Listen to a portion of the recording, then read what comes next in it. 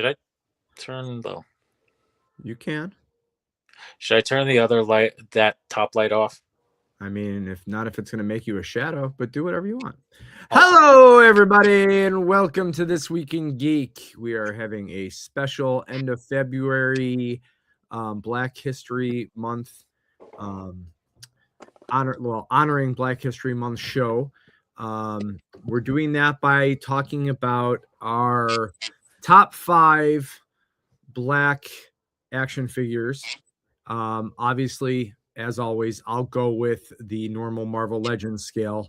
I do have a vast collection, but my motif is Marvel Legends, so I'm going to stick to that. And Kadry, who crosses many lines, he's going to go with the generalization of top 5.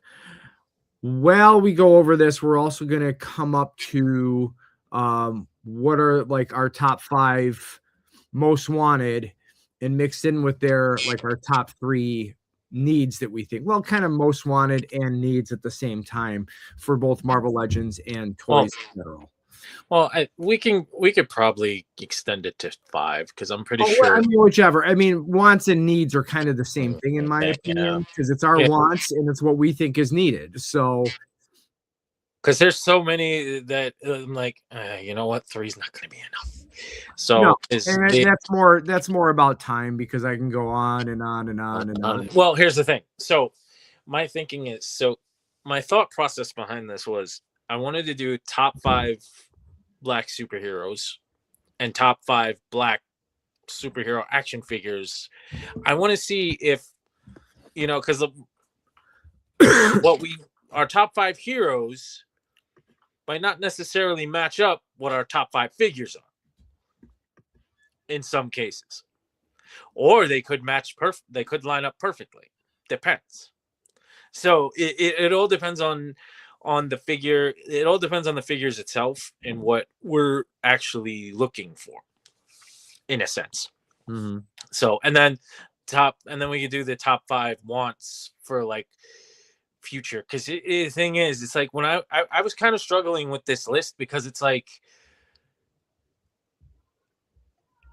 as far as figures, you know, I have very high standards, so it was like, and the funny thing is, it's like, it was tough. It was rough. I'm not gonna lie. I mean, listen, I collect a lot of lines, and there's a lot better representation in the last 25 years than there was back in the day, obviously, and that's great. But I still think there's a lot of guys and girls missing, or who deserve better than what they got. Why do I keep getting like a weird vibration sound when I talk? It's so weird. Am I too loud? I don't know. For some reason. Do I sound like I'm vibrating? No, I just do. I did when I was in Florida, and I was here too. I hope something didn't happen on my computer. Anyway, so my main point is like, I started going down the list, and I even tried looking up like, okay, what am I forgetting? Because I don't care how much you know about comics, you can forget plenty of characters from any verse or anything. But I'm watching, or I'm like reading through lists, and I'm like, oh, there's a ton from DC. Oh, there's a ton from this. There's a ton from that, and G.I. Joe, and So I mean, obviously, I'm not going to go down like Transformers or something, because then you're just getting voice actors. But I mean, it's just. Well, let's start with this. Let's see if we can do a little warm up. Do you have any honorable mentions as far as figure wise? Absolutely. Which are my favorite, or which are ones that I would like to see be made? No. All right. So before, actually, you know what? Before we even get to the figure part of it, let's do top 5 Black superheroes. Top 5 favorites of all time. I'm going to go with my top 5 favorite of Marvel Marvel. It doesn't matter. Of all time. It doesn't matter. Of all, because I'm not prepared for all. Well, okay, so then let's go with you and for Marvel. For Marvel, number 5 would be War Machine, James Rhodey. 4, Bishop, and I'm actually going off my figures, but And that's okay. 3 is Luke Cage. 2 would be Blade, and 1 hands down is Storm. Yeah, you always were a Storm. I love Storm. Fanboy. So Storm, I knew that.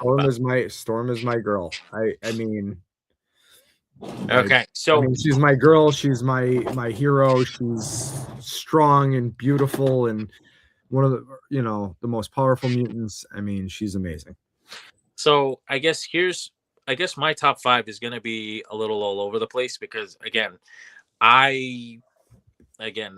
even when it comes to the figures and whatever and everything, but the thing is, it's just me as a comic book reader in general. Number 5 is gonna probably be War Machine. 4 is gonna be Steel.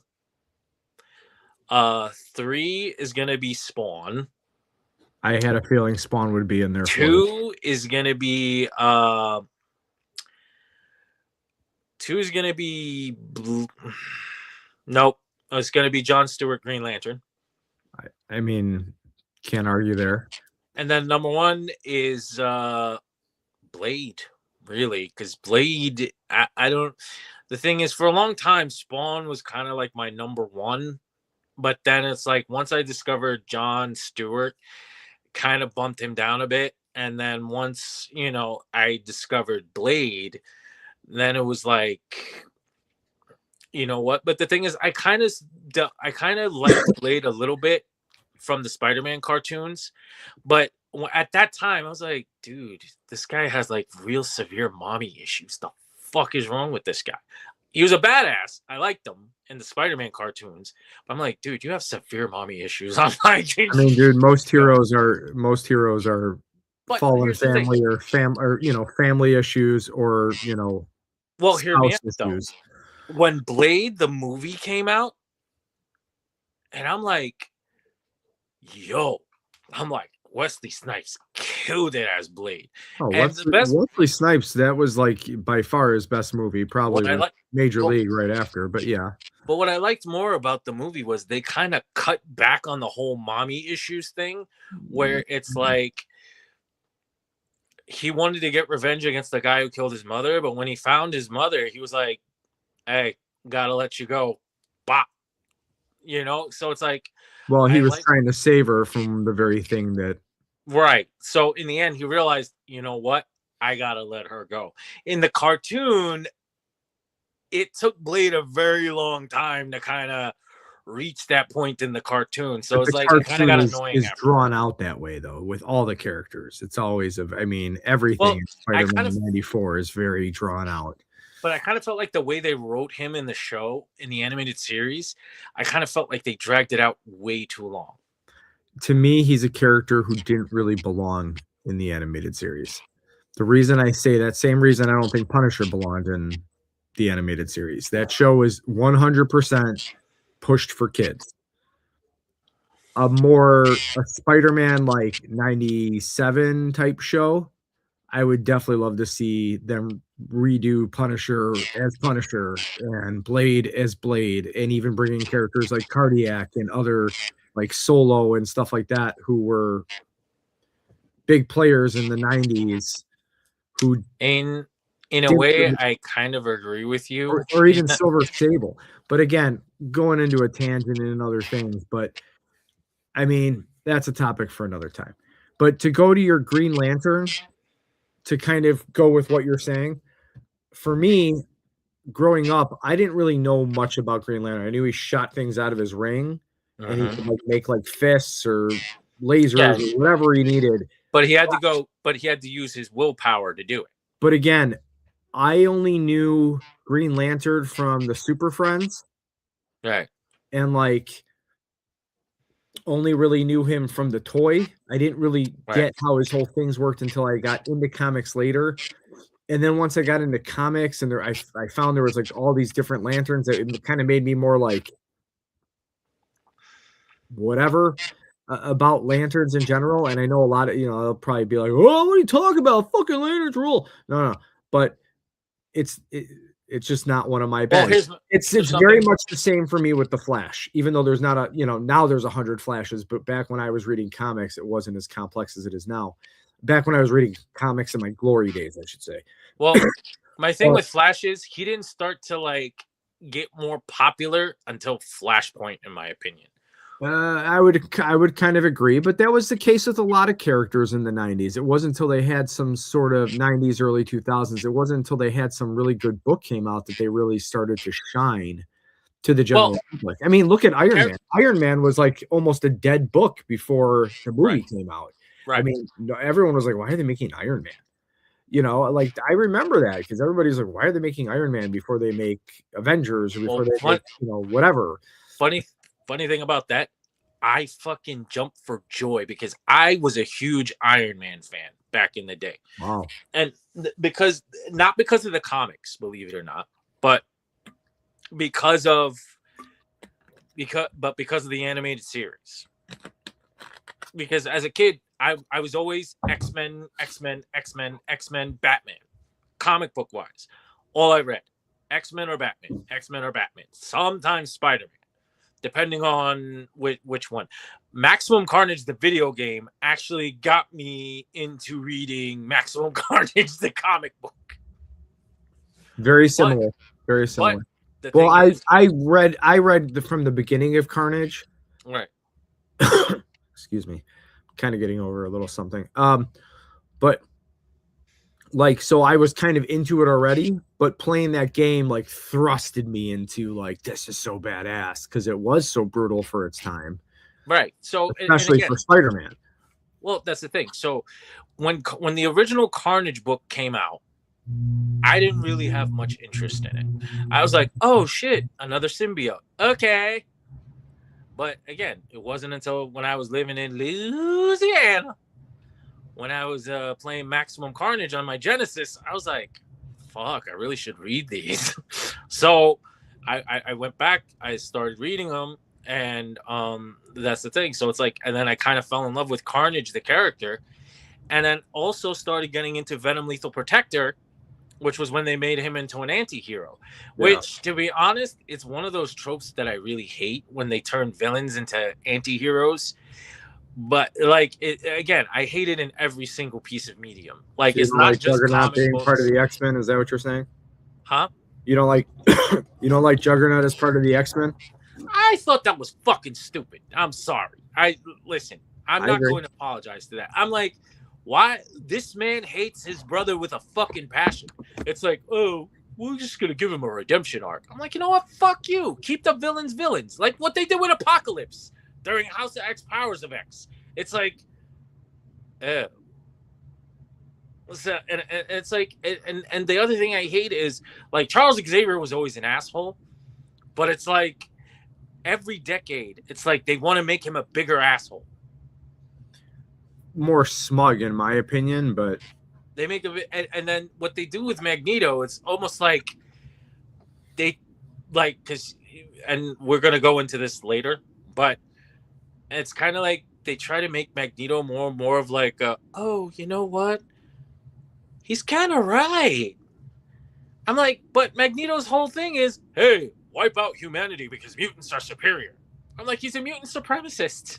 And then they make him a good guy every chance they get, in every medium they can right. By being like, oh well, Xavier died, or they make him a tragic. Oh well, he's a tragic hero. I'm like, I remember one time people and keep in mind, I love Magneto.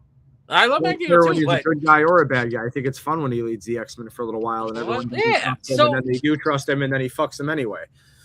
But the thing is, I kind of compare. Like when they take these villains and they kind of give them like this whole tragic facade, I kind of call it the Scarface paradigm, where people are like, oh my God, Tony Montana's a tragic hero. I'm like, are you fucking serious? It's just the way how people are these Tony days. Montana's a fucking drug dealer, narcissistic piece of shit who may have fucking feelings towards incestual feelings towards his sister. Like, are you fucking kidding me? Like, he is not, that man deserved everything he got. If like He deserved to die screaming. He was not a good man. And I'm like, and it's like, it's and that's the thing. It's like, what's wrong with keeping villains villains? That's all I'm saying. I hear you. But to go back to what we were saying, Right. and what I was getting to with Green Lantern, so with Green Lantern and very much with Flash as well, I started to appreciate them more once Justice League came out on Cartoon Network, and then, which is funny because I actually like Justice League Unlimited more. Yeah, Justice League Unlimited more. Justice League Unlimited is the better story, in my opinion. But like, but like watching Justice League, I love that show. Like I was so upset when that came off and it was becoming Unlimited. Then once Unlimited started, I was like, okay, I can get down with this. But it's a lot. I wish they just kept both going. But at the same time, I wish they just kept it going because it was fantastic. But that really turned me on to John Stewart, and that's what made me like John Stewart a lot. Well, that's how I discovered John Stewart too, because I always thought, like, the thing I didn't know was John Stewart always existed even before Justice League. But that's how I found out about him, and that's when I found out, like, oh, he's actually in the comics. And I'm like, so I had to go back and read up on him when I was younger. But the funny thing was, I never liked Hal Jordan, believe it or not, until he became Parallax. I thought he was better written and had better character development after the death and return of Superman, when he went batshit crazy and became Parallax. I mean, again, they took someone who they knew people were losing interest in, and they changed him, and people liked it. So, but that was me, because I thought Hal Jordan was just very boring and generic. But see, the guy who was coming up for me in the prime of my reading, of the Lanterns, was Guy Gardner. For me, Kyle Rayner and Guy Gardner. Well, Kyle Rayner was kind of, I don't remember if it was before or right after Guy Gardner's initial come to be, but he literally, he was like the bad boy Green Lantern who didn't take shit from anybody. Yeah. He was like the Stone Cold Steve Austin of the Lanterns. And at the same time, you knew he was chosen because he was still a good guy and would keep. He's one of those Wonder Woman type characters who won't stop fighting till he dies or gets knocked out. Which happens often, I see him as an anti-hero more than anything. I mean, he still possesses the green ring. So the point being is, guys like that. I mean, that's where I found my love for John Stewart as a DC character. I've always been a huge Cyborg fan. If we're going to touch like that, but the funny thing is, again, some of the other characters I like were Vulcan, or Black Lightning, or whatever.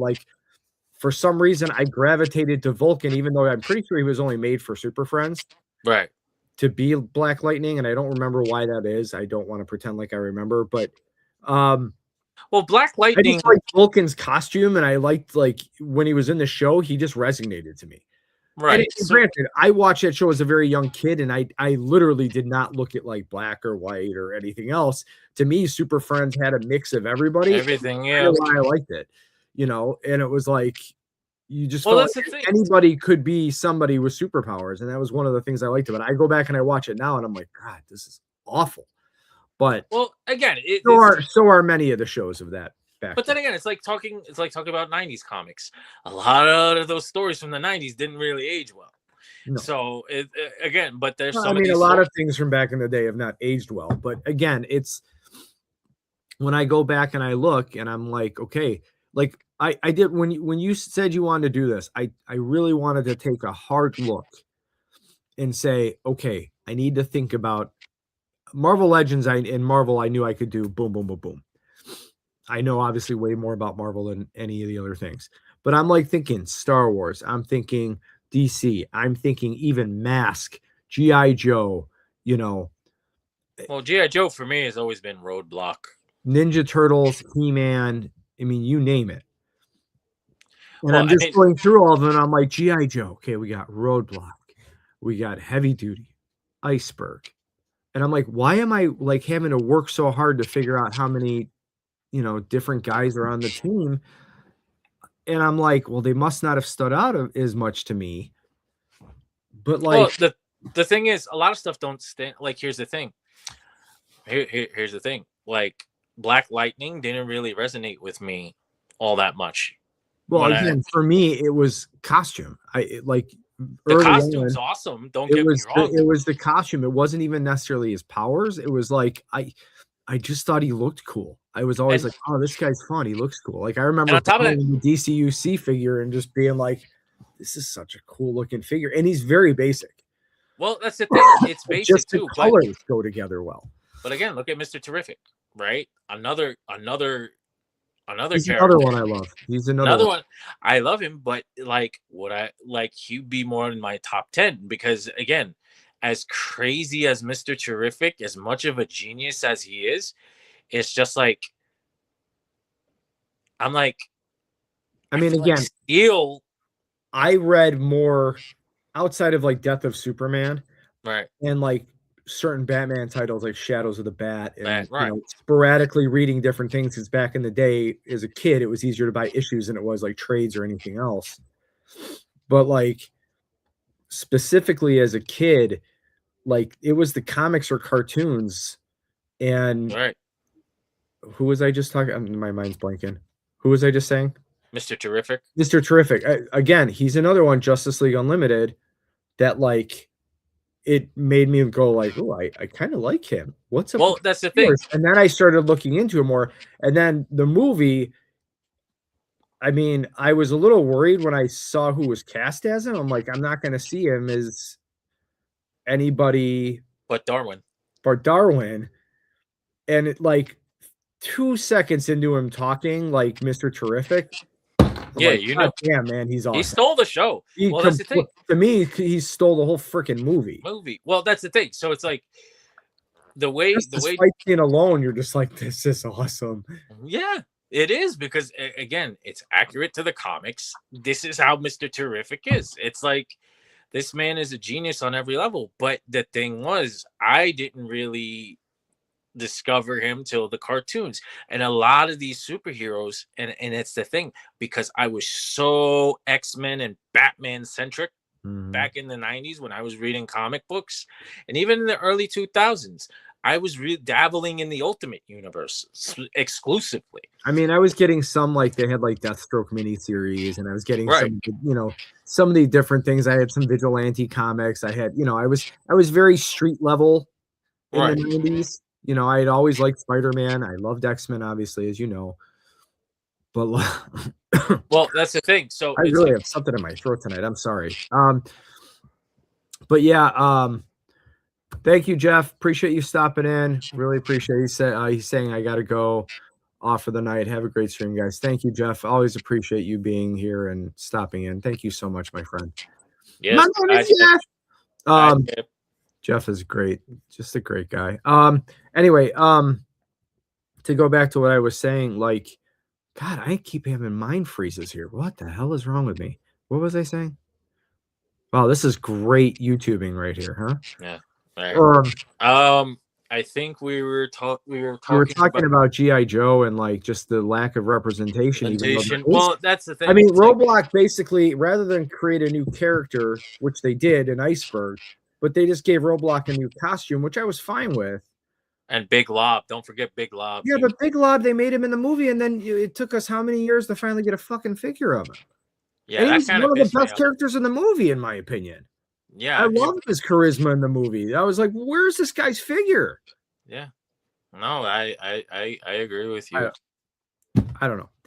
It's right. So I don't know. Oh, we were talking about like reading back comics and stuff. So, and the other big thing I had was Lobo. But outside of those, and that was more random, I really didn't read. Like, I didn't read a lot of DC. It was mostly just Marvel, and a lot of it was like Avengers and West Coast Avengers, and if I wasn't reading X-Men, I'm saying, or Spider-Man. Well, so, I liked a lot of '90s Black Panther, Punisher, and stuff like that. You liked a lot of what? 90s Black Panther. Like, I loved his Yes. I didn't like a lot of the earlier books because I didn't understand them at the time. Right. But I remember liking the newer, like part of the reason I loved Black Panther so early on was 2 reasons. One, because he seemed like he was always in something I was reading, Right. and he was just badass. And number 2, I was able to make a custom figure out of him with a Sharpie and beat up old Mattel Secret Wars Captain America that I just cut off the wings. Right. And basically, and like literally, I have an old photo from back in the day in my toy collection, and like an old wooden looking type shelf, the way these shelves are, but you know, they have the wood and shit. It's like of my original collection. And I'm gonna see if I can send it. But like you can see my Secret Wars figures and like my PVCs from that time. And there's my first 2 custom figures. 1, White Vision, and 2, Black Panther, because I only needed white paint, and I remember I used white tester paint. And putting that on a Secret Wars figure, not a good idea. Number 2 was Black Panther.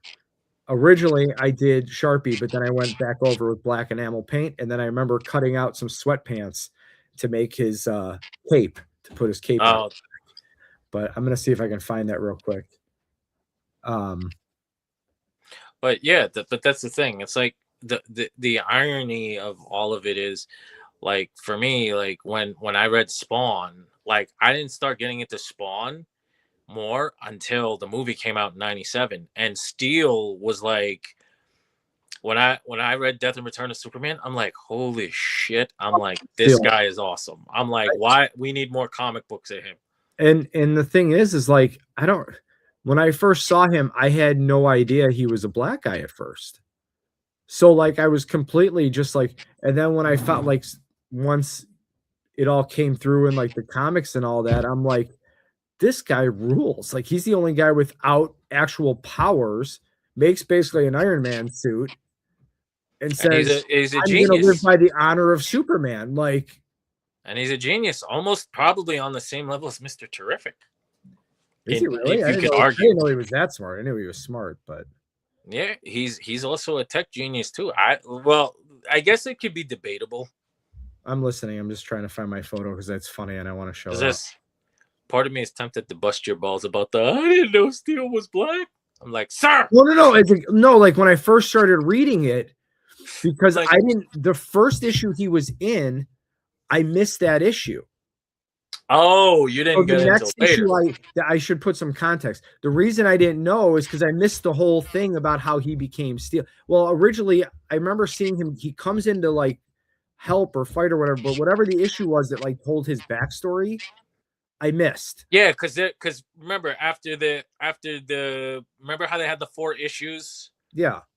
Yeah, with the crazy cover, like that's where you see Steel's kind of backstory. Like each one of them, there was Hank Henshaw's backstory, there was Steel's backstory, there was Eradicator's story. Like each of them had the different the reign of the Superman. So it's like when that story started, that's where you saw their backgrounds. So, but the thing is, it's like, again, with me, it was like out of the 4, I really was intrigued by Cyborg Superman until we found out that fucker was the main villain of the entire story. I think a lot of people were, and again, that was the kind of surprise that made it more fun. Right, but then the funny thing is, like, that's when I kind of started to like Steel more, because Steel, out of the 4 of them, pretty much has the character of Superman. If you really think, if you ask somebody out of these 4 Supermen who embodies Superman's character the most, it's Steel. Yeah, no, that's why I liked him, because I was like, that's exactly why everything that Superman is, like embodies in what he's supposed to be. Like he is, like when they were saying like Superman is the guy that, you know, inspires people to be better, he was better. Yeah, and he was, like, I mean, yeah, you're saying he was I didn't know he was at that genius level, but like you're saying he was super intelligent. I remember he was smart.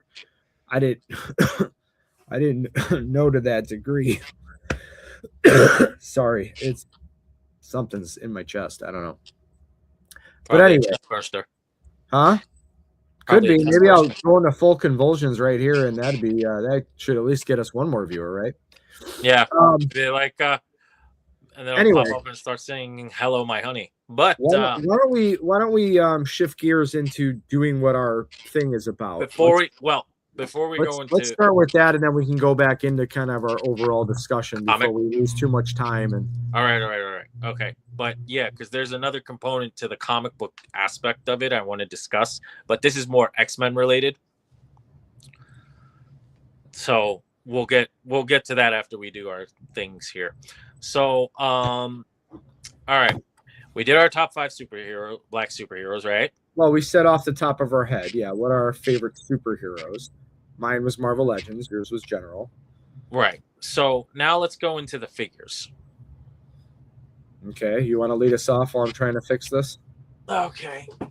So I want to do some honorable mentions first, because You're the one who always yells at me for trying to do honorable mentions. well, I just want to do one. So, and okay. Now, this Marvel Legends Blade figure, I believe this is from the what was that rock thing? I'm trying to remember. Which character you mean? No, the Build-A-Figure that this. Yeah, the Build-A-Figure. It's the not Unknowns. The guy with the villain to Dormammu. The mindless ones. Yeah, the mindless ones. Yeah. Okay, so he comes with the head. Right. This figure, it's probably the best comic book Blade figure Marvel Legends has made, and that's not saying much. But it's an honorable mention because the thing is, it's like I like the head sculpt. The jacket leaves like the plastic is like really like not exactly hard, but you need soft goods for sure. You need soft goods really for this, and the thing is, it has this thing with the arms where it doesn't go down all the way with it, so it's like for some reason Hasbro. It's like for some reason Hasbro cannot give us a definitive Blade figure, even with the movie Blade that's coming out. That figure has issues, namely. I don't know. A lot of people were saying it looked better in hand. It's not that I'm not talking about the aesthetic. I'm talking about how you're gonna have an upper torso ball peg but not have a waist ball peg, and I'm like, that's fucking stupid. At least give us the inverted U ab crunch with it. Like you do with the Renew Your Vows figures or the other Spider-Man figures that you do. So that's all I'm saying. So here, let me go to this real quick. Mm-hmm. I don't know if I can zoom in on it or anything. Is this like an old picture of yours? This is an old picture of my first collection on shelves. Oh, you can kind of see stuff of the day, like an old school, one of those giant old school Hulks in the background, the Applause Batman and Robin. So this was obviously Batman Returns time in the Toy Biz line. You can even see some of those bendy superheroes in the background of the bottom shelf. But right in the front there, if you look in the bottom right-hand corner, you'll see kind of like Juggernaut all the way to the right, and just to the left of him is my Black Panther custom and my Vision custom. I see it. Okay, I see it. I was trying to see if there was a way to zoom in, but I see it because I see the white Vision, and then right next to is Black Panther. But you can't really see any details in it. No, but I mean, again, this was taken with a disposable camera back in the day. Like the top, you can tell, or if you really look at it, and I zoomed in, you'd be able to see it's all PVC. And then it's basically like every figure from like the Batman Dark Knight collection, Batman Returns. But anyway. All right, so I wanted to show that off. At number 5, I want to show. So from the Void Wave, my favorite version of Black Panther, the 90s one, I Really? used to have, I still have it, but I have the Toy Biz 90s version. 90s version. That's the 90s version? Yeah, this is the '90s version. Oh, I thought that was like 2000s. No, this is the '90s version. Because if you look at the Toy Biz, pull up the Toy Biz picture. I mean, pull up the Toy Biz one real quick. The one from the Sentinel wave? Yeah,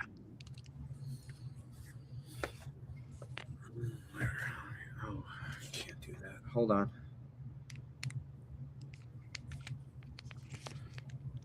I can go to Legends Verse and then I'll send it over. But go ahead, keep talking.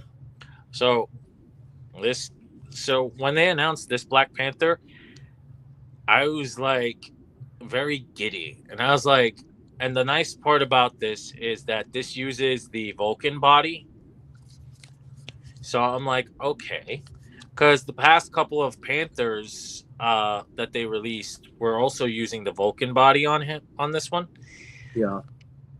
My only issue with this one is they glued the chest part.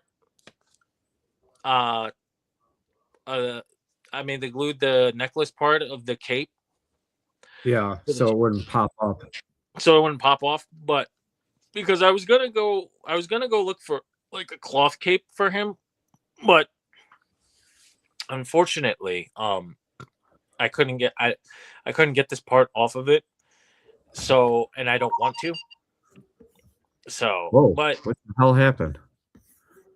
I don't know. Can you still see me? I can still see you. Can you That's see me? weird. I don't know where you went. That's the problem. I can still see you. I don't. Interesting. That's really weird. I don't know where you went. I don't know how to work my computer. Well, all right. Oh, wait, here. No, that's images. The hell did I do, CAD? Did you break it? I don't know. Probably. Nope, that's definitely not it. Well, I look frozen on. Nope, I'm moving. Nope, I'm moving. He's moving. All right. Should I move on to the next one? Yeah, sorry. I don't know what I'm trying to figure out what I did here. I don't want to. Okay. Number 4. As usual, here we go. My favorite Green Lantern, Mr. John Stewart, in his classic look. And funny enough, he also has, as a platinum, his mosaic look. So this is my number 4.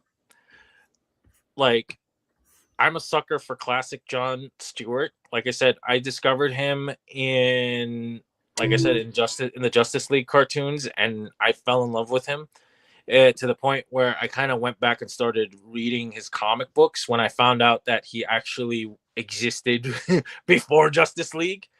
So, but the thing is, it's like I really love the aesthetic of it. The articulation is not the greatest because again, it's McFarlane. But you know what? It's John Stewart. I kind of have a bias towards him. And at the end of the day, much like Wolverine, I won't say no to a John Stewart figure.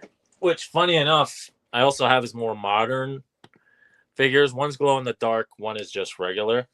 These kind of suck because the way they made the proportions kind of look weird on them.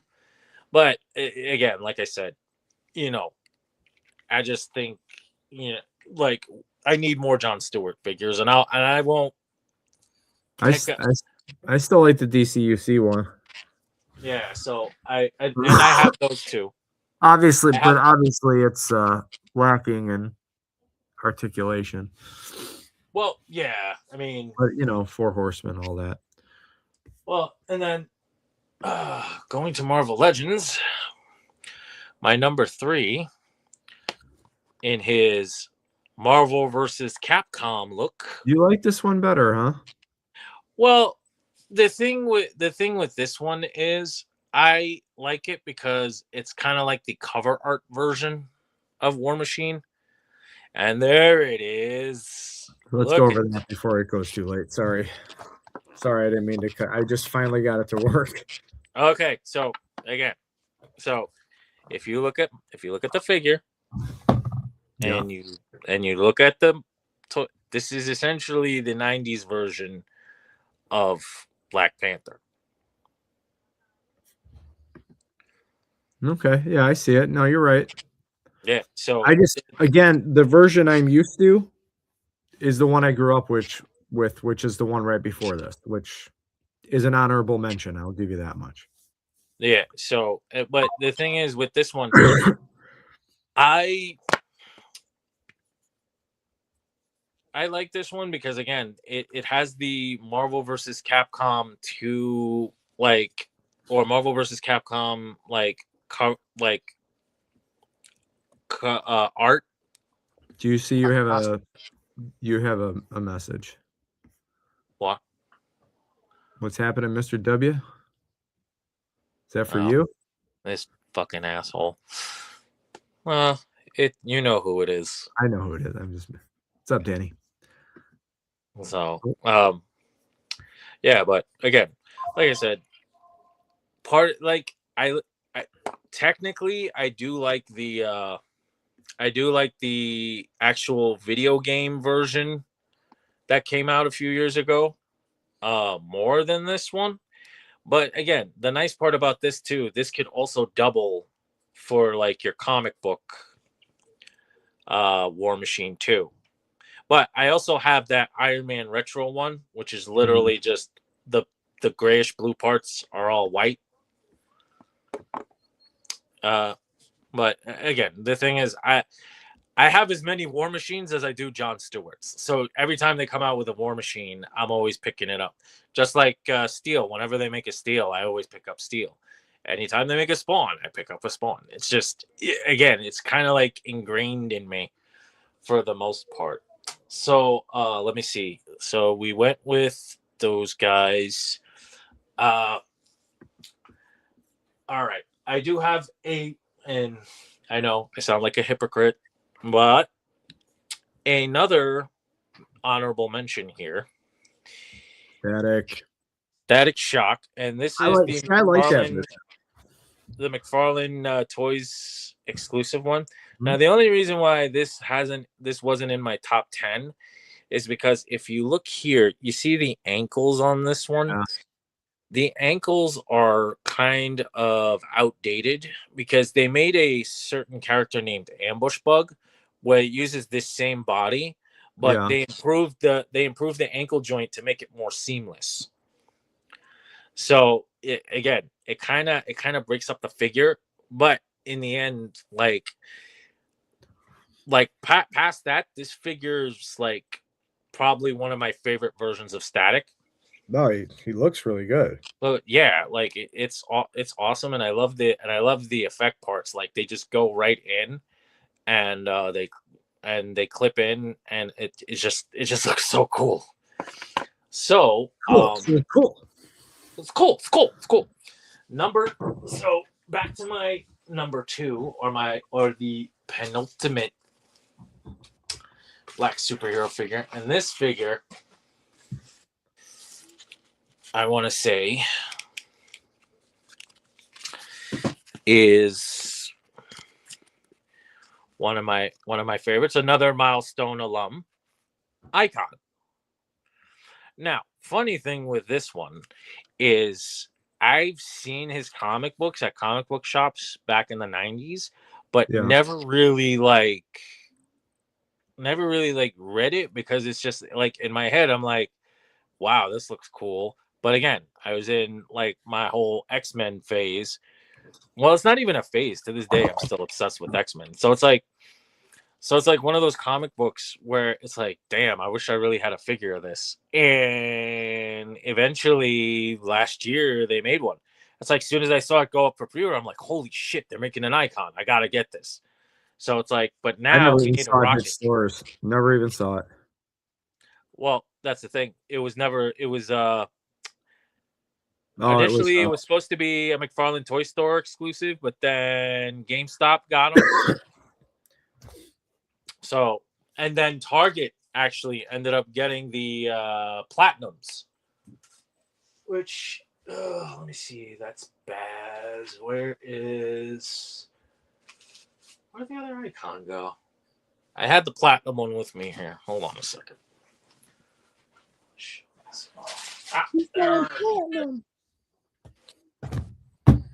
Now, here's the platinum version, which is like the black and red. I like that one a little better. Yeah, I like this one more too. Now I just need them to make his classic '90s costume, because this costume is kind of more I want to say kind of more New 52-ish. And then see, it's so funny to me that McFarlane will make a lot of considered deep cuts, but that won't make Black Canary, or it took him how long to make Zatanna, and it's just like, oh dude, it's pain in the I stopped looking for Zatanna because it's not even worth it. I won't find her. You need a Zatanna? Why, did you find her? I got you. No. I don't. It's not worth it after the shipping and all that. McFarlane figures are so fucking big. No. I got you. No. Don't. We'll talk off air. I got you. Do not worry. This is so. My number one's a tie.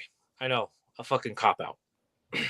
Cop out. If you so it's a tie. So a tie for number one. So sorry, you made a top 6. You made the rules. You changed it. It's cool. It's cool. So my new favorite, probably one of my newer favorite Green Lanterns, Simon Baz. By the way, the gun holster and the gun are custom. I got this. Fully aware of the McFarlane issue, so I fully aware that you added it. So, and again, he's one of my newer favorites. He's probably one of my top 5 lanterns. Like, if I were to do a top 5 lantern list, this guy would be on my top 5. He's pretty much like me, in a sense. He's like a flawed character. He's black. He's Muslim. And it's just everything about him is like insane. And the funny thing is, and this is why I love him so much, Batman literally trusts this man with his life. Says a lot. If Batman fucking trusts you, you're already cool in my book. So now for my actual number one, although to be honest with you, I haven't had a chance to open them yet. Hence why I got a tie for number one. So the Founder Edition Spawn looks very cool. Like his classic suit, which I love so much. Yeah, I agree. And like it's so awesome. Like, I haven't had a chance to open it yet, but it's like, again, the figure isn't worth it. One of these days I'm going to get a really good Spawn figure, because every time I get one that looks cool, they're always limited with articulation, or very limited, very, very limited. And it just drives me nuts. Well, to the point where, like, which is funny, because I'll put him in a pose and put him on a shelf, and it won't matter anyway. But well, here's the thing. So I took the Throne Spawn and bought him a custom cape, like a custom cloth wired cape. That thing is huge. Oh, it's ginormous, man. It's pretty cool though. It's sick. It reminds me more of the early Spawn comics. Well, this is kind of more of like so I took the Throne Spawn with the removable cape and just slapped on a cloth wired cape for him. This cape is pretty awesome. It cost me like $30. But the sword and the effects are from another Spawn figure. So I just, again, like, the thing is, like I said, and I have more Spawns. Like this for me is like my definitive, like, more modern take on Spawn with the cloth cape. But again, it uses that same MK11 Spawn body. So, but again, but this one will probably be more like my definitive classic Spawn, because the thing was, I bought the Kickstarter.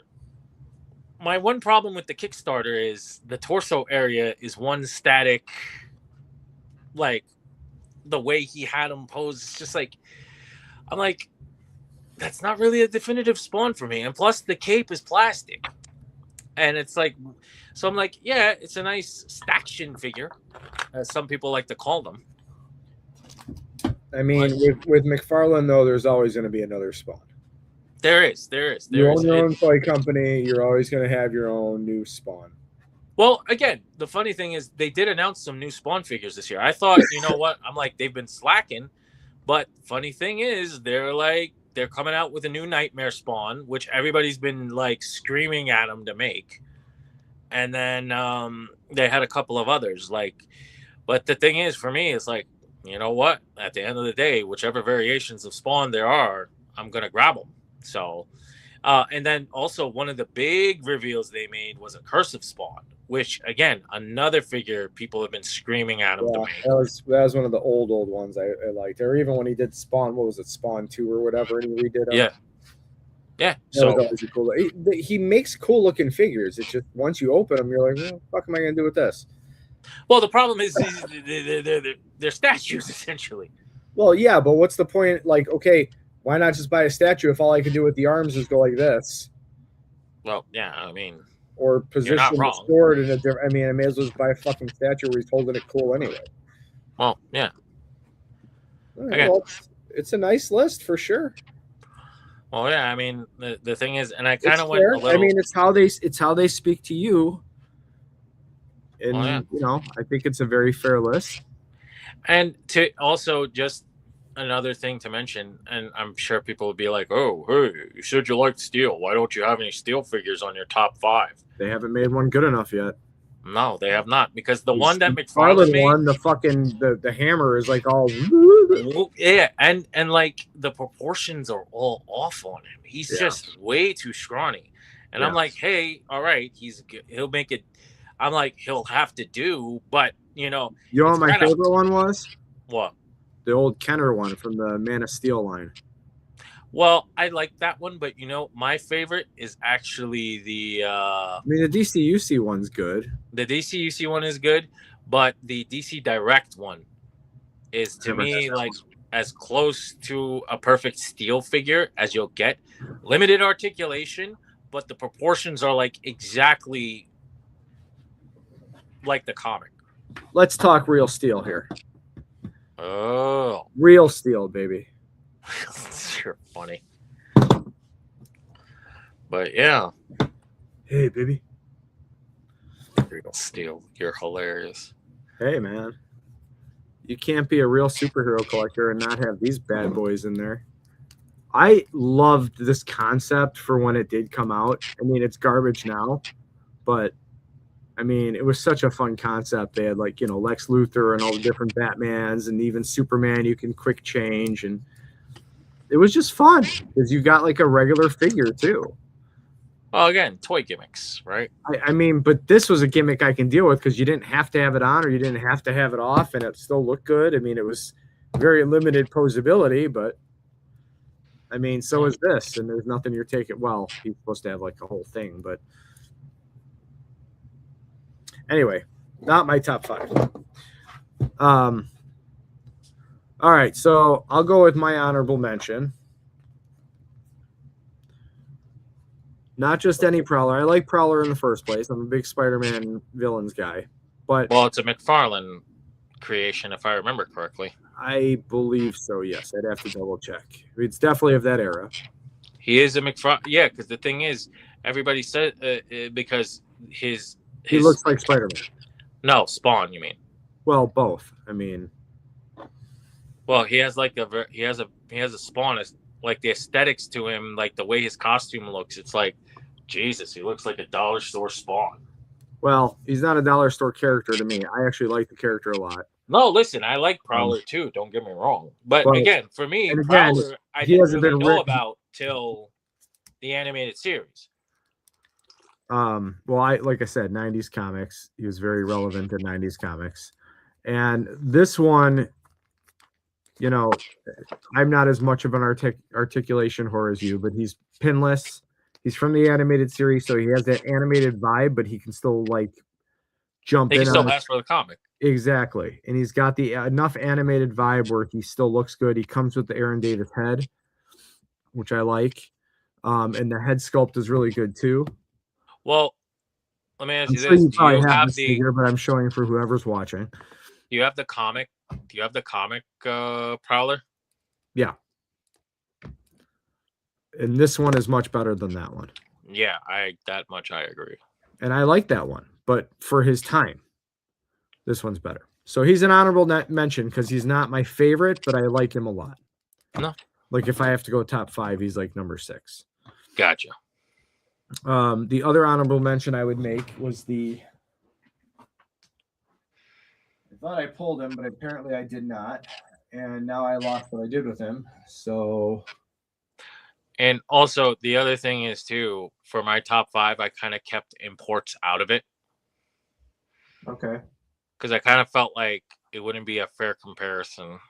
I mean, it should just be your top 5, whatever you like best. I mean, I don't know what I did with him. I had one of the newer. Oh, there he is. Well, that was my problem. If I did top 5. Well, the funny thing is, if I did, most of them would have been imports, because you have the Mafex Storm, which is great. You had the Mafex Steel, which is awesome. Like, my shit would have been mostly Mafex. Well, Like, it's allowed to be whatever you want it to be. That was the deal. So another honorable mention is this version of Black Panther, because this one or the one with the gray boots and claws are two of my favorites, because this is what I'm more accustomed to growing up with, outside of kind of the medallion, because that would change depending on who was writing and drawing and all that. But if I remember correctly, one of them was remade with the Vulcan body. One of the classic. Yes. And Panthers. I don't know what I did. Oh, mine is with my Avengers display, and it would. Okay. Oh no, that's the one with the cape. That's the remake. But you're talking about the remake of this one? Yeah. Yeah, but I think he has the cape now in that one. Yeah. But I love this one too until he became just too outdated. Right, he's on But the I love Bucky the cap. lines on him, and just like this is when they still kind of did a wash where he has like a tint of blue to him. Kind of like color shading before color shading. Right. I used to use this one in all my photos all the time. So yeah, another great one for back. But again, articulation wise, the look of him looks great, but articulation wise for these days, no way. All right, my number 5. This is the War Machine from the retro card, which they redid. No, this was the deluxe one, which they redid with the animated colors for the retro card. And yeah, that was the one with the white. Yeah, and then they redid another type 1 for the Capcom. I love the James Rhodes head with it. All the accessories are great. Unlike previous War Machines, besides being sturdy and not, janky looking, he's like his accessories and everything stay on him. The missiles and stuff stay on him. There's a lot more accessories that I don't have attached to him right now. But generally, he came with so much stuff. So he's number 5. Number 4 is Bishop. I was a huge fan of Bishop, as that was the main timeline of when I was really collecting comics back in the 90s, and he was a big reason why I fell into love with comics. When he appeared in stuff, he was just so demanding of your attention. He made you want to pay attention. His colors, his costume, his backstory, just the constant back and forth with him. I always wanted to see more of him, both in the X-Men cartoon and even in X-Men 97. I was kind of bummed that they kind of had him take off there and whatever, but again, just love him. They did a great job with this version of him for the X-Men 97 cartoon. I love the regular Marvel Legends one too, but the head sculpt needs a little rework in my opinion. Great Well, figure. Though. at one point, I wanted to take the Marvel Legends Bishop head and put it on that body because the body's so much better than the other one. But I never. I heard that the head doesn't really stay on too well when you swap them. I mean, I'm hoping they come out with another one with like another comic version, maybe the bald-headed version. That's Well, just I need a shard. yeah, we definitely need a shard. The only one we have is a crappy Toy Biz one. Yeah. Number 3 is Blade. Again, I have the Wesley Snipes Toy Biz one. I have I do too. a few of the old Toy Biz one, like Toy Biz pre Marvel Legends ones from the movie. Which I mean, the at that time when those came out, I cannot express enough how great those figures were for their time. No, they were, and they Now the went for accessory that hundreds of. flipped over Deacon Frost was pretty terrible. Well, But the thing was, he went for hundreds of. They went for hundreds of dollars, which is crazy. they do Even, now, not back then. yeah, not now, but back then. Back then, only the Blade with the coat was ever missing. Everybody else Right. was pretty regularly available. I know because that's when I was in my prime toy selling and toy hunting days. But yeah, like a lot of them go for a lot of money now, and I'm happy that I have an almost complete original one, obviously minus the sunglasses. And then I have the other version that came out, which was more of like the vest and stuff. The vest one I have. The one with the coat I don't have. Yeah, I don't have the Deacon Frost anymore. The accessory that clipped onto him was terrible, but other than that, it was great. And the Whistler figure is also great for its time. I feel like there was one more figure. I don't remember. Well, I know they made 2 Blades, Whistler and Deacon Frost, but I don't know if they made anyone beyond that. It was only 4 then. It probably sounds about right. I remember they came out at the same time as the Resident Evil figures did for Toy Biz. Yes. And I remember buying both at the same time. And also the X-Men versus Street Fighter stuff too, and Marvel versus Capcom. Those were much harder to find back then. Well, funny thing was I found Spider-Man and Strider Kiryu, Wolverine and Akuma. Never even saw Strider. Never. I would have got him in a heartbeat back then. I loved that game at that era. But anyway, let's continue on. Number 2, Luke Cage. Is that the 2-pack one? Yes, this is the 2-pack one with the alt heads.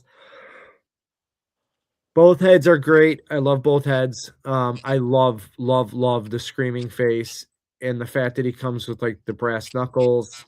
Not that I never really understood how he still needed brass knuckles, considering how strong he was. But he just has that regular crappy ab crunch, right? Not the torso. Yeah, not the torso. That's the only bad part, in my opinion. But he's got the butterflies, and he's just big and hunkering. And I'm sure they've used this body for other ones in the past too. I'm probably missing, but he's pinless. He looks like he popped out of the comics to me, the way I know him. And after being disappointed for the second time on the retro version of him, because the retro one was so limited, mobility wise. Yeah. I just like this and the Iron Fist from this pack are just phenomenal. Well, the Iron Fist, if I remember correctly, I think it either uses Amazing Fantasy or Renew Your Vows. I forgot which. For which one? The Iron Fist? Yeah. I don't think he has toes that move. I'd have to. He's up on a top shelf, so I can't. Don't worry about it. But that's like, to me, in my opinion, I've never found.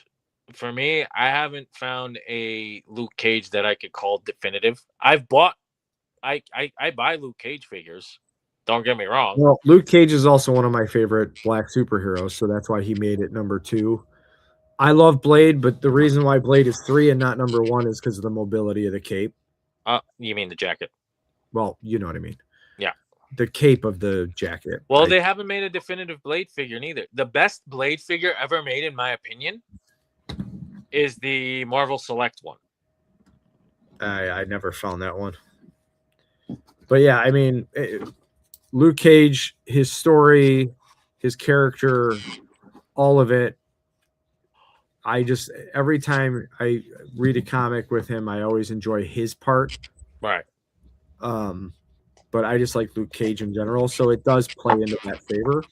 But obviously, number one is Storm.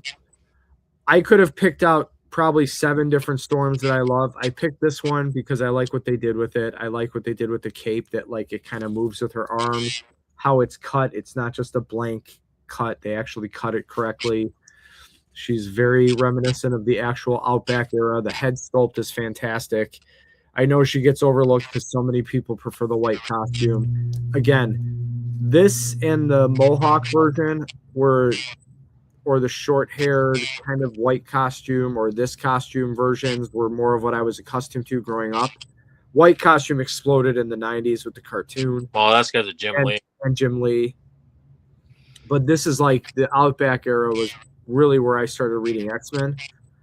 And then it exploded into the 90s and changed everything. But like this is where I fell in love with Storm, so that's why I picked this one. The other old retro black costume is more of an homage to the old toy. So it's not as influential to me, and it doesn't have a cloth cape or whatever kind of fabric this is supposed to be. But again, there's so many different versions. I mean, so many different Toy Biz versions, so many different Hasbro versions, but this is the definitive to me. And it's hard because I like the new X-Men 97 version, not the one in the retro costume. Like that one to me is one of my favorites. Well, what I want to do, since I have an X-Men 97 Mohawk Storm, an extra one, I want to swap the heads with that one and try to make this happen figure wise. I mean, it's not going to be exactly 100% accurate to the cover. Is that the Stormbreaker cover? Yeah. Okay. So I want to. That's a newer artist because I'm not familiar with that art. Yeah, well, the artist is. I like that they're doing that, by the way. Alessandro Cappuccio. Alessandro Cappuccio. Cappuccio. Yeah, it's Avengers number 34. So just. It's a great cover. I like it. If you want to hunt it down. But I want to take that. I want to swap the heads between X-Men 97, Storm, the white one, and put that head on that Storm. Hopefully it fits. I'm not doing great tonight. So, but here I wanted to go over one of my least favorite, which sucks because I love her as a character, and I was just excited to get her, and it was right at the time when I was getting back into Marvel Legends because I had taken a long hiatus.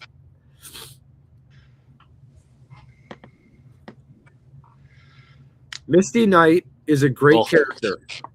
Former detective, gets her arm amputated. Tony Stark hears about it, gives her a new bionic arm. She becomes a PI and starts working with Colleen Wing, as you know. Right. And this figure, when it came out, I was so excited to see that it came out. She was one of the deciding factors in me getting back into Marvel Legends. God, the derpy eyes. Every fucking one of them.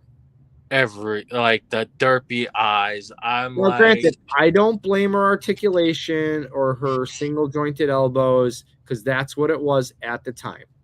Right. But again, we got one opportunity. I guarantee you, unless she makes the MCU, this is probably the only comic one we'll ever get. Yeah. Fucking eyes. So I have 2 options. Deal with it or hope that I can find a good custom head. But if the eyes were better on this, I would have loved this figure. Even with the old school articulation and the gummy legs and all of it. Because I wanted her so freaking bad. You know what? I would love for them to remake her on the Jean Grey body. Yes. She would look a Black Widow body. She would look so. It would be so amazing. Yeah. But again, she's too much of a deep cut character. They're like. And honestly, I love they gave her like the right shade of color. Right. Like a lot of times, like they do it well with Luke Cage, they did it well with Bishop, but a lot of and Storm they do it well too. But sometimes it's just like too dark or too light to what I'm used to seeing them in the comics, and it's fine. It's all represent, it all represents. All Marvel Legends are based off of certain art, you know that, right? And I know it can change, and everyone's perception is a little different of it. But I don't know. I felt like her color was perfect to the way I remember reading it and seeing it, and I don't know. I just was. She's such a bummer to me because I don't know. Yeah, I know. I know. I mean, like it's like Night Thrasher. I love my Night Thrasher figure. Even contemplating putting him in my top 5. The articulation is not great, but considering how he's armored up and all that, but he comes with great accessories. And Night Thrasher, I kind of just like funny thing is I have him like near me, but it's like I just felt like I'm like, you know what, my Night biggest thing is I Thrasher's wish he had come with a removable helmet or a different. right. That was Yeah, that because it's like I doubt we're gonna get another one no, we're not. because he's not that high a demand, which sucks because I have always liked Night Well, Thrasher. he's a new warrior. I mean, So I grew again 90s comic. I read a lot. '90s new warriors, me too. You have to keep in mind like New Guardians of the Galaxy, the New Warriors, Nomad, you name it, Sleepwalker, Darkhawk, all that stuff kind of was like the big new when I Right. was reading comics. So it was like I got into it because I was like, oh, I'll check this out.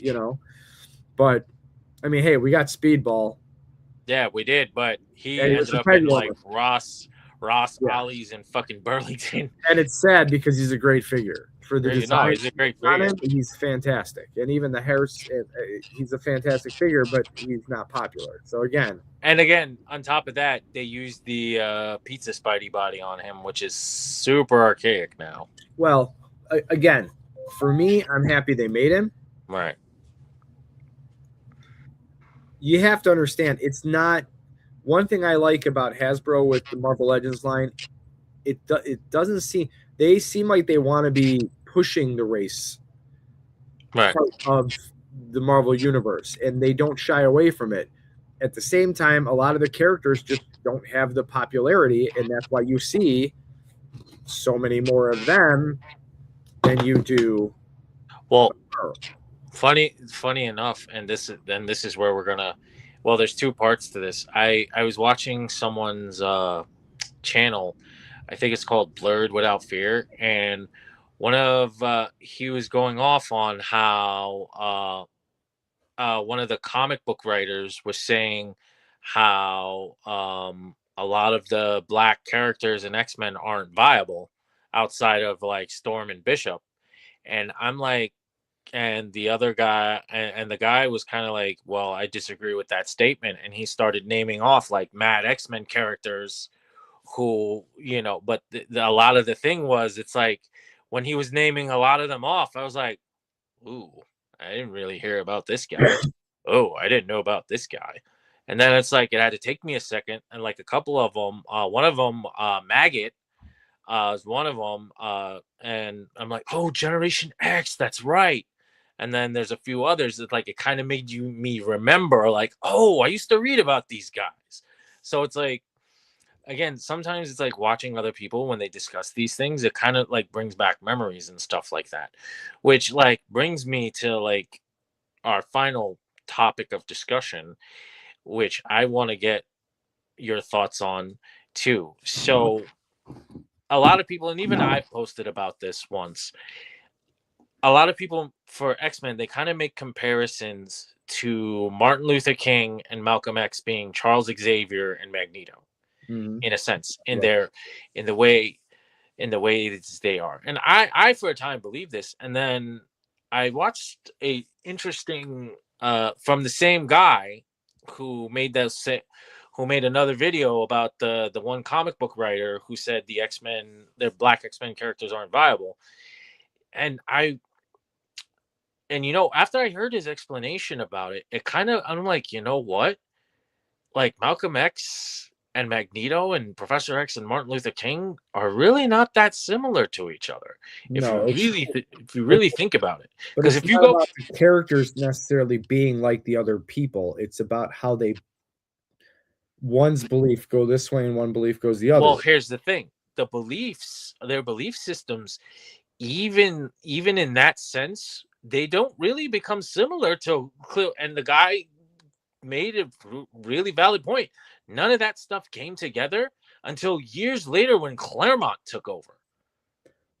Yes, Like if but when did Stan Lee come out and say that originally? Well, that's the problem. Stan Lee never really admitted to it. Exactly. He kind of went around it based off of what Claremont said about that's how he envisioned the two different, and it was Claremont who said it, wasn't it? It wasn't even, what, didn't he kind of draw No, well, funny comparisons? enough, Claremont I remember that. had I remember that when being he a wrote it. discussion back in like the late 90s. Well, hold on, Claremont like mentioned it, but it's not really till like this, till he took over in like the late 70s and the 80s. But he didn't really outright say it. It was another guy in the 90s when another comic book writer, I forgot the name, when they were doing an interview, he kind of like put it out there in about it, like, oh, you know, I mean, I could be remembering it wrong, but I remember Jim Lee trying to push the whole different race kind of thing forward. and he did. He mentioned that because the For funny sure. thing is, he And like, how he was saying he was going off of Claremont's, thought process. well, check. And that's Well, where remember the interview Stan Lee did with the three with him and Liefeld, and do you remember? Do you remember the cap that he was wearing? yeah, it was Malcolm X, wasn't it? Yeah. So it. So I mean, that yeah, was also a lot of that was kind of going on in that era though too, because of the Malcolm X movie. well, again, yeah. So because I think if I remember correctly, Malcolm X came out in '92, right? If I Somewhere remember, around there, if I remember. either '91 or '92. But the thing is, it's like the more I think about it, I'm like, yeah, really. If you really think about it, like the classic X-Men from the '60s, like they were in no way, shape, or form in any way similar to those they didn't really make those parallels. Like reading Claremont stuff, I could see the similarities in the thought processes behind it and where his writing came from. But it's like if you really look at it at the end of the day, Magneto is a megalomaniac who wants to pretty much exterminate the human, especially in the 90s. There's a reason I keep showing Black Panther. Yeah. That's where all that talk comes from, is why they created Black Panther.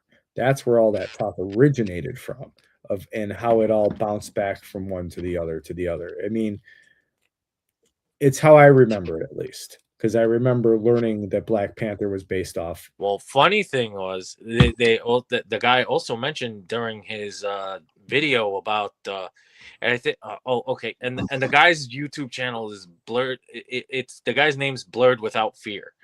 So that's the channel. Shout out to him. Blurred Without Fear. Actually, you should check it out. He makes a lot of great points. So it's like at first I looked at him like, yo, what the fuck is wrong with you? But then it's like the more he talked and the more he showed like different like receipts and different things that he was showing, and I was like, damn, this motherfucker has a point. Like he really has a point. Like he has a different view on it, but nobody definitively ever came out and said it. They just kind of hinted at it. Yeah, I mean, I don't remember. You can see a lot of the parallels, but you like can. I said, I mean, Claremont's right, because Magneto is very much the extremist, and yeah, the Professor Xavier is definitely more of the let's all live together, give everybody equal rights. That's all we're looking for. But in a sense, yeah, like Professor Xavier's belief system is like, yeah, you know what, we want to try to coexist with those who fear us. Magneto is kind of more of like the mutant supremacist. But keep in mind the Magneto part is also very heavily on two Jewish guys, right? Giving him this is what happened. What's it going to do to you? Yeah. So again, he and Blurred Without Fear did mention that him and Xavier were actually based off of two Jewish guys. Not Xavier, but Magneto. That his whole Xavier from being Xavier as well. In a concentration camp. Xavier was a rich kid, wasn't he? No. But the characters themselves in the original, the original, like the Magneto and Xavier character, he mentioned that they were based off of these two Jewish guys from back in history. Yeah, I just remember having a lot of conversations with people who try to tell me Professor X was based off of Malcolm X, and that's why he's Professor X, and I'm like, it has nothing to do with it. There's no, not that. That's the. Again, it was because Malcolm X was out, and people were trying to talk that they didn't know, and Well, the thing is, and the funny thing about Malcolm X is the thing was, in a sense, in a way, he was like he did not like like people of the Caucasian persuasion, and and in some ways he had that extremist view. But what most people don't really realize is, like, after his trip to Mecca, his whole viewpoint changed, and in a sense, he was like, you know what, I'm more about peace. My mind is like I the hatred in my heart is gone. age changes things too. Yeah, well, that's the thing. So it's like, Age, time, but blame I don't blame people for the hate that they grow. It stems from something real. no, it does, and a lot of And it. you hope people can find a way to change or find room in their heart to become better, in my opinion, because again, I haven't gone through what they've gone through. So I don't know. I've told you personally on personal levels what I went through, but it doesn't, like I've said, at the end of the day, I'm white. And I don't use it as a privilege, but I know it's been used as a privilege. And So that's it. Me, I'm on. I don't know what kind of hate would grow in my heart if I was constantly treated like differently and a lot of times like Dirt. shit based on the fact that I'm a different color. My So skin. I can't sit here and preach on some kind of pedestal acting like I know, because I don't.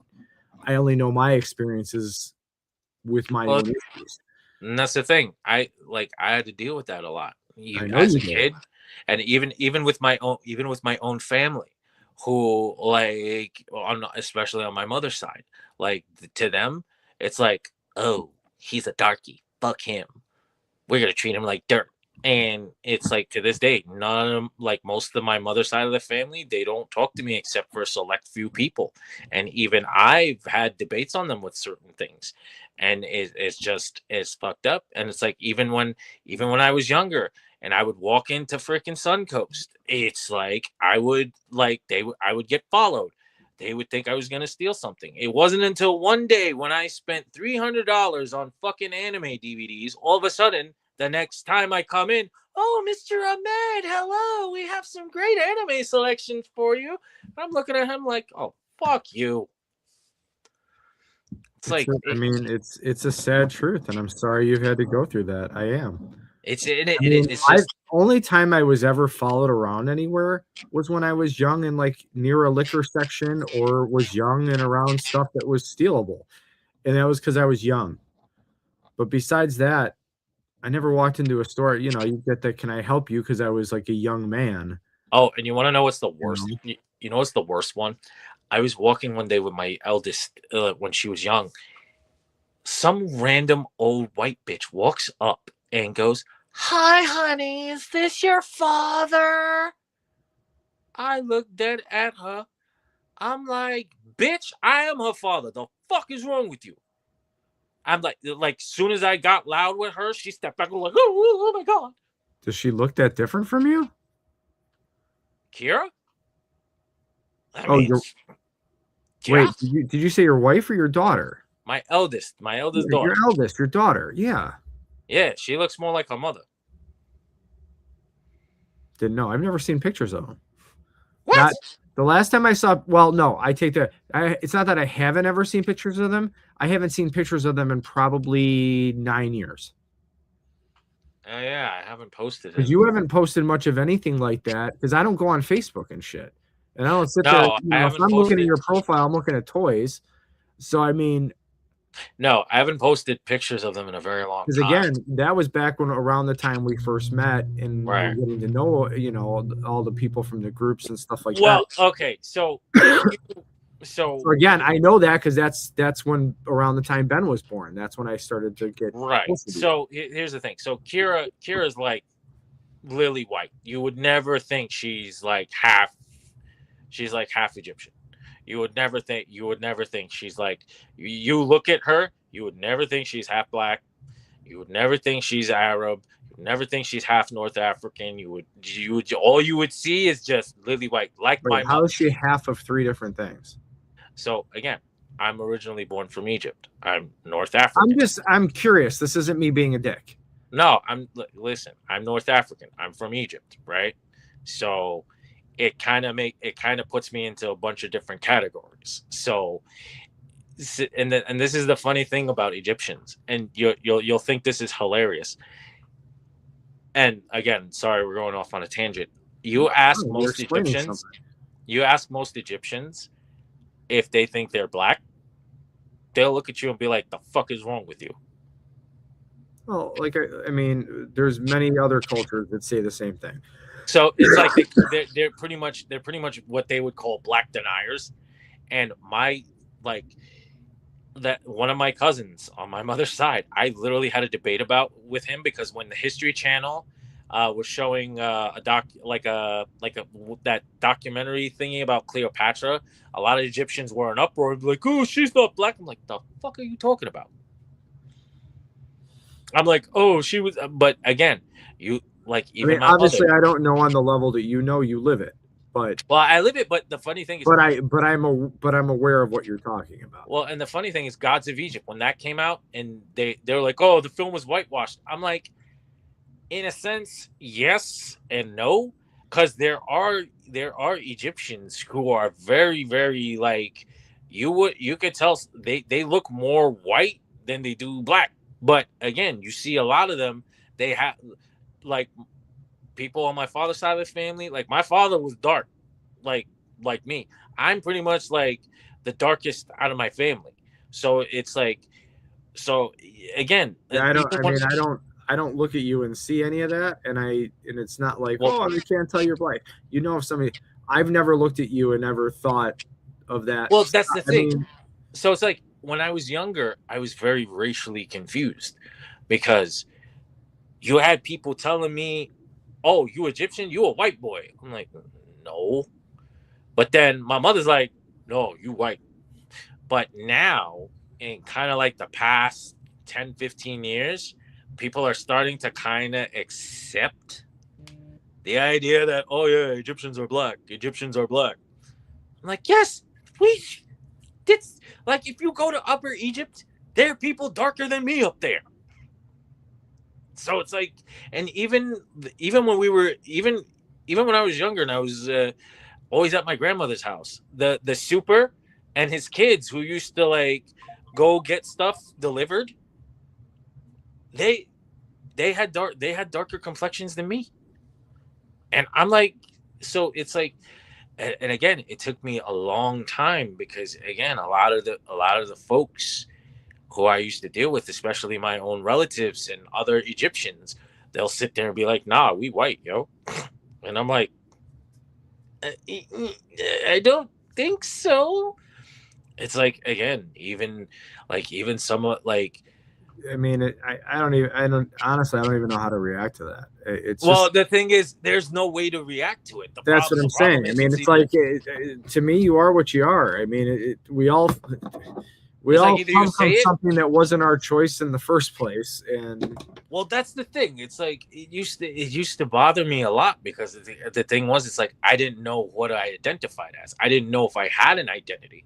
All I know is, and at the end of the day, and I'm not gonna lie to you, my mother used to tell me all the time, like, "Yo, when you fill out job applications, check off white." Because, and I'm like, "Mama, that's kind of racist." She's like, "You want the job or not, asshole?" but I'm like, but it's a sad, but it's a sad reality. it is a sad reality, and that's why it's just like, and I think that's why I kind of like whenever I see like black superheroes or whenever I buy like whenever I see figures of black superheroes, I always buy it because I feel like I resonated more with them, in a sense because it's like, oh, that's why like whenever I watched the first Black Panther movie, I always felt like my favorite part of the movie was fucking Michael B. Jordan's character, freaking Killmonger, because I related to Killmonger. Like Yeah, I still do in some ways relate to Killmonger, because it's like you feel that anger and that rage inside you, and you like, even my sister, who's like way lighter than me, she go. People will be like, "Oh, what do you identify as?" She's like, "Bitch, I'm North African. I'm black. What's wrong with you?" And they look at her, and you like, what? I'm I mean, like, to me, it's kind of like the trope with all superheroes and supervillains is they make them where you can like them and hate them at the same time, whether they're good or bad. well, Like that's the you thing. It's can like relate, people. like you can always relate to why the villain is doing it. Like Mr. Freeze, not to go off topic of a white person, but like Mr. Freeze, you can relate to why he's doing evil shit Well, because no, still you hung up on can't. his wife. You only relate. The only reason why you could relate to him is because of Batman the animated series. Before that, Well, no, I mean it was a completely different character before that, but that's also when they didn't make when they originally made superheroes, it was more about you relating to the superhero and the villain just being a bank robber or whatever else. As comics have evolved, things like Mr. Freeze, things like so many different superheroes, even Electro. I mean, a lot of these different guys, the way they've made them is like there's a reason they do what they do. Look at what they did to Sandman in Spider-Man 3. yeah, that's true. I That mean, like it's just they try to always make it where it's like they you try to want him to be humanize the him. bad guy, you want him to get defeated because he's being a menace or whatever else, but really deep down, you're supposed to feel for him. You Yeah, know, and it's he's like human. That they made again. It all goes back to that trope that I really hate was when they make them like they make them tragic in a sense, to because I'm like, me, no, this guy, he's just mhm, Tony Stark's best friend. It only right. would make sense that he would be the next guy in some armor, if not Happy Hogan. Well, Okay. remember during I didn't Secret sit there and Wars. go, "Oh, we need a black Iron Man." No, I went, his best friend is gonna be Iron Man for a while. Well, And then again, and look he at was. Secret And then Wars. again, it good character building.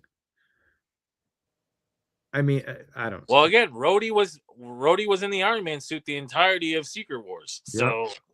So it's like again, but you see, most people don't catch that detail. It's like it's like it's like sometimes you really wish people would read a fucking book, but at the same time, I also see people be like, "Oh well, I don't see color." I'm like, No, I definitely see color. I don't well, the, see the problem is what I that's don't see all is I what other see. people have been through. And I've, you know, I Well, haven't the always problem understood that, but I problem is understand that better now than I have then, and I still have years to grow. And that's the sad part. By the time we're old enough to understand, we're too old to fucking do anything with it. Well, that's the thing. It's like for me, all my life, the way I've grown up, it's like all I've ever seen is color, because I didn't know what color was I, because all I was confused. Again, I've told you, I've always had a very big mix of friends. And it's one of the things I appreciate about the way I grew up. Was it predominantly more white people I was around? Sure. But I never picked my friends based off if they were black, white, Chinese, or, Muslim or whatever have you, Mexican. I didn't care. Well, Like, again, my whole thing was my I circle didn't was even very start small. asking people. I didn't even start like asking people if they were Mexican or whatever when I get to know them.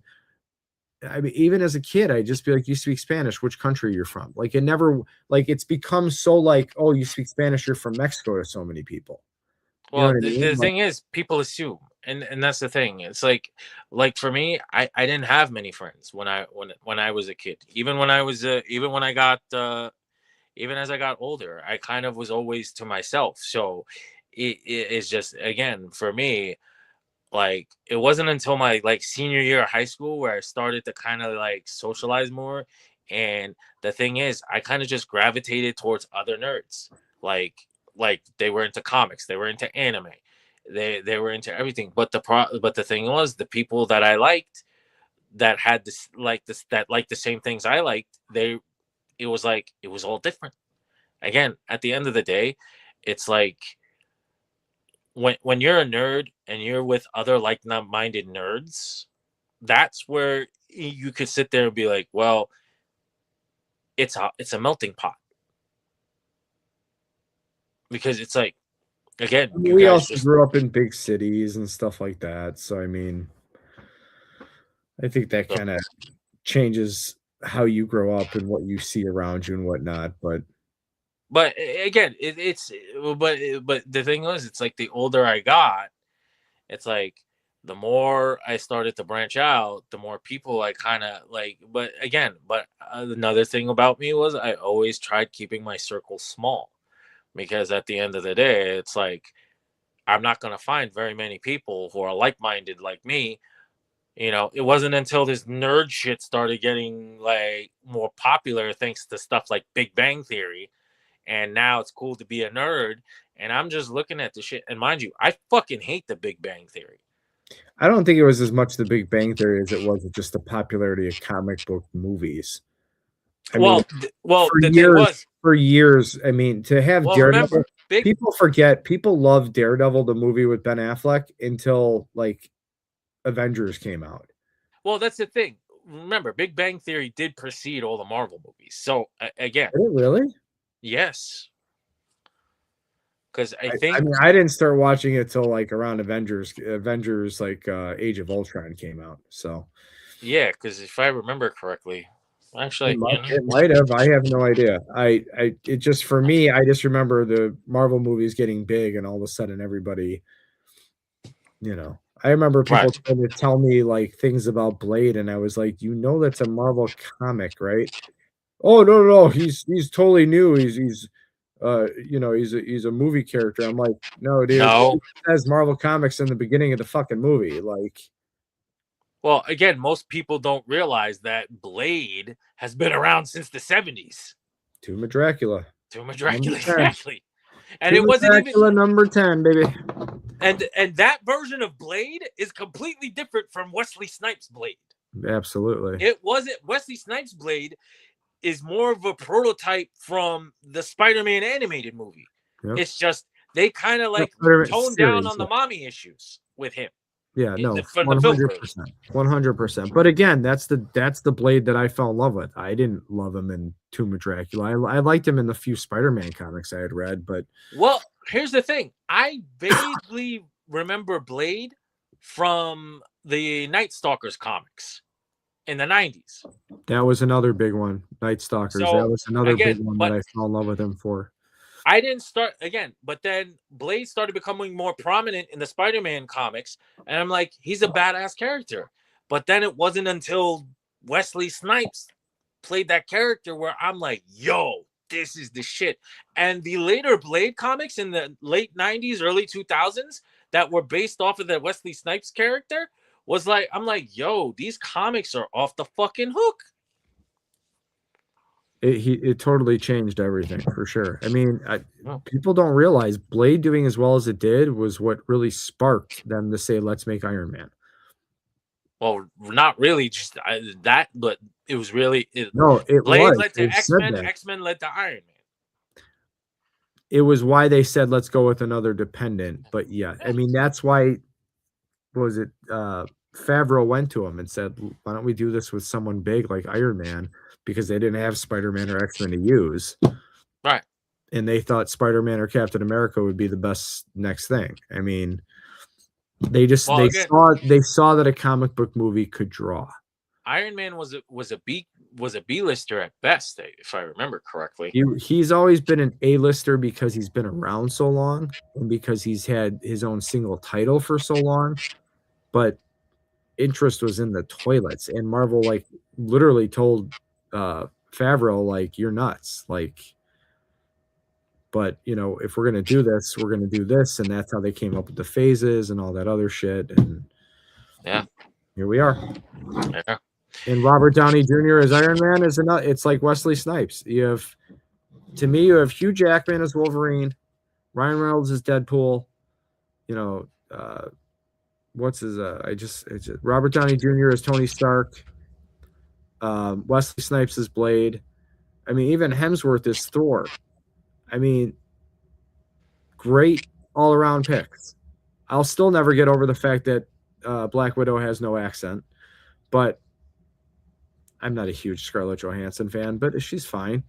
But I mean, these are part of the reasons why these movies were so good. Well, yeah, they were, again, at the end of it, but again, Blade was the Was the starting point for the Marvel MCU, because Daredevil did not do great in the theaters. No, Daredevil did not. Great. Well, again, I think it was more of like, and Blade kind of felt like the Ben Affleck curse was kind of like in full effect back then. A little bit, yeah, I would agree with that. He was kind of at the top of his game, though. He had just come off Armageddon. He was doing. Armageddon was late. Reindeer 90s. Games and. Well, Reindeer Games was also a flop. Yes, but he was in a lot of movies. Like he had done. I can't think of it, but it was Good Will Hunting and all those kind of movies. Where I don't know if it was all the same timeline, but he had all his big hits back then. But Good Will Hunting, mind you, every big guy has flops, huh? Good Will Hunting, mind you, I think was like back. Might have been later. No, well, yeah. So, but I do remember this. I remember the hype for it was huge, and the biggest complaints were like no Bullseye costume, no, where was, why was Kingpin a black guy? Like, why did it matter? Michael Clark Duncan was a great Kingpin. He was an awesome Kingpin. I loved him as Kingpin more than D'Onofrio. And I like Vincent D'Onofrio plenty.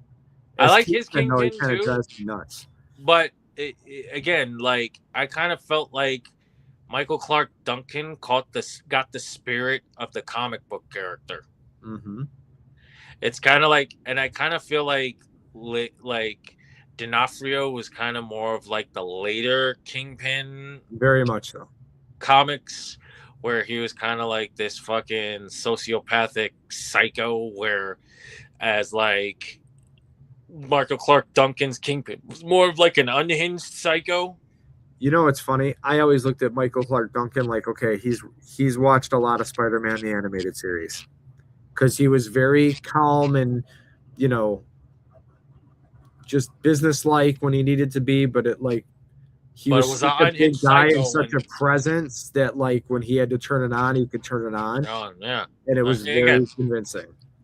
That's a guy I wish was still around because I loved him. Well, that's the thing. If I remember correctly, I also heard that he was a big fan of the comics too. I don't remember. I'm sure he might have been. I don't know. So I don't know. And also, funny thing was he played Balrog in the Legend of Chun-Li movie, which apparently turns out he was also a fan of Street Fighter. I don't remember that at all. Did that movie even come out? No, it came out. That movie was a piece of shit. Like, okay. I was going to say, I don't even remember that. Did it actually come out? 2009, around the same time Street Fighter 4 came out. I remember the posters. Like, I remember them vividly. I don't remember seeing him on. It's like they got the guy from Black Eyed Peas to play Vega. I'm like, really? It's like it's like, oh well, he's Latino. I'm like, yeah, but Vega is from Spain. He's like a white Spanish person. It's like, again, when it comes to acting, I don't lose. I mean, I've seen plenty of white characters in media be played by black people, and even it seems like Asian people tend to get whitewashed more commonly. Well, it's funny. Like you don't have that many Asian characters, and then they give it to a white guy. That is more of a burn to me than one of the thousands of white guys gets cast by a black guy. At the end of the day, it's like Israel kind of like Hollywood. Man at Arms. I'm totally fine with it. He looks great as Man at Arms. Who, Idris Elba? Yeah. It just doesn't. The only part that's not going to make sense is if he's really Tila's father. Yeah, but again, it's acting. But I don't think they're going to go that route. Really? Maybe adopted. Maybe. Well, I mean, she is supposed to be adopted by him, but later stuff says that him and the sorceress. But yeah, it was always kind of implied in the cartoon as well. So. Again, it doesn't. At the end of the day, it doesn't matter for anything other than how people are gonna, look at it. But reality is reality. So I mean, well, at the end of the day, the actor is the actor. No, I'm just saying the reality of people being people is what's gonna Yeah. Problem. I mean, People not being able listen, to look past it. at this point, it is what it is. It's either you turn your brain off and just enjoy it for what it is, or you sit there and nitpick. And again, like for me, I'm not gonna lie to you. I like Idris Elba and everything, and I'm biased because I'm a huge Idris Elba fan ever I since love The it too. Wire, where I he was love it too. Stringer Bell, and I didn't know this motherfucker was British, and Dude, until I saw him in Rock and Roller. but his presence and stuff is very demanding. Yeah. Like you have to pay attention to him, and his eyes are beautiful. And I'm not, afraid to say that. But Yeah. Well, which is why I wanted him. Like when people ask me, like, "Oh, who do you think you should be the next James Bond?" I'm like Idris Elba, and people look at me like I'm crazy. I'm like, he could totally pull it off. Just people aren't ready to. Some people just can't get it through their head. Even with 007, 007 wasn't one guy. He's an agent. Yeah, it's just like it's an It's a call institution sign. if you really think about it. It's a call sign. And people flip out every time. Oh, it's not Sean Connery. Oh, you want Sean Connery to do it from his fucking grave? Like, really? Well, to me, Pierce Brosnan was my favorite, but again, that's just me. I grew up like my mother. Pierce Brosnan was a decent one. He never really struck me as a guy who was going to whoop anyone's ass, but again, that's James Bond. Like I don't know. Daniel Craig was. Well, James Bond. To me, Daniel Craig didn't look the part, but he not like face wise, but everything else was like spot on. But the thing with Daniel Craig, he was unique among all the other Bonds because he was more of like the brolic type James Bond. He kind of was starting out, and it's like his version of Bond was kind of more brutal in a sense, and he was more like he wasn't like the tactical spy type like Brosnan or Connery was. Like Roger Moore was like, my mother was like, Roger Moore has more plot armor than a freaking anime character, and I'm like, you're not wrong, mother. You're not wrong. Which is why she hated why she hated Roger Moore, but she loved Sean Connery because Sean Connery actually was like fighting and getting his ass kicked. Which apparently, what I didn't know was Steven Seagal was one of the fight choreographers for one of Sean Connery's Bond films, and he ended up fucking hurting him. Really? Yeah. I used to be a big Steven Seagal fan back in the 90s when he was a big deal. Well, no, this was back in the 80s. I know. what the film was. No, that's how he got. I know that's how he got his start, was because he was doing film choreography. But I didn't. Yeah, it was for one of the James Bond films that Connery did. I think it was the one from the 80s. What was it called? Tell me, Octopussy. Not Octopussy. Octopussy. You get a break when you get it right. Well, anyway, I forgot. But we should probably get back on our track because I'm losing. I'm fading quickly because. Well, I'm just saying. I think we should end it here because my phone's about to die. Wow. All right, real quick. Name off a couple characters you would like to see get made before. Oh, yes. Funny thing is, I was just gonna pair it off of you because I really want Isaiah Bradley. Isaiah Bradley, Captain America from Truth. Isaiah Bradley is top of my list. Marvel Legends all time that I need. Okay, and you know what? I'm gonna name two other superhero characters that are not Marvel related at all, but I've been dying to get figures for years. Bruce Leroy from The Last Dragon. God, I would love Last Dragon figures of at least Bruce Leroy and Mantis from the TV show. Really? I want a Mantis figure. I've wanted a Mantis figure ever since dude, I love that show so much. I bought the fucking DVD when it came out. Wow. I was one of those guys that signed the petition for it. Hey, I can't say much. I'm a big Mr. T guy and will buy him in anything. So. Mr. T, that dream came true thanks to Mattel when I got the But I wouldn't mind a Rocky 3, like if Hiya Toys, because I know they're making the 6 1/12 scale Rocky figures. I wouldn't mind a Mr. T figure from that because I missed out on the NECA one. Yeah, I mean the Mr. T, the old school Mr. T ones, they didn't have great articulation, and at the time No. they were super expensive for where I was at with my collecting. But my cousin actually got all of the Rocky figures. He's a huge Rocky fan. He like when he showed me his collection, I was like, "Holy shit, dude!" I'm like, "You got all of them?" He's like, "Yeah." He's like, "He's only missing like a couple of them," and one of them's like the San Diego Comic-Con Apollo Creed figure. Wait, but I would love an updated Apollo in the whole USA outfit and his normal outfit, a new Creed figure. well, Adonis. they are Hyatt Toys is doing a Apollo Creed figure. I think I've seen images of the USA. Yeah, it's one. like Yeah. $100-something. But for me, it's like, but yeah. All right, let's not get off. You're gonna lose your thing, and I'm fading. So because you're gonna All get right. into another tangent. All right. Love you, right, but right, you know you're okay. going to. All right, another one that I really want. Shard. Shard, yes. How do Her, we not have definitely. Shard yet? Is Yeah. beyond me. Yeah. Another one that is a total pipe dream. Robbie Robertson. Now I know he's not. You have talked about that so many times. Robbie Robertson was that guy for me because again, everybody identifies with their superheroes differently. And again, I was a Spider-Man guy. Right. And reading Spider-Man, it was always like Robbie was always in his corner. Robbie was the one always saving Peter's ass. And it's like Aunt May. Do you really need Aunt May for anything other than getting picked up by Doc Ock or being used as she's damsel in distress, I know. But for our collections, she's important. She's as important as regular Gwen Stacy, is important as regular Mary Jane. Robbie Robertson is that way too. No, I agree.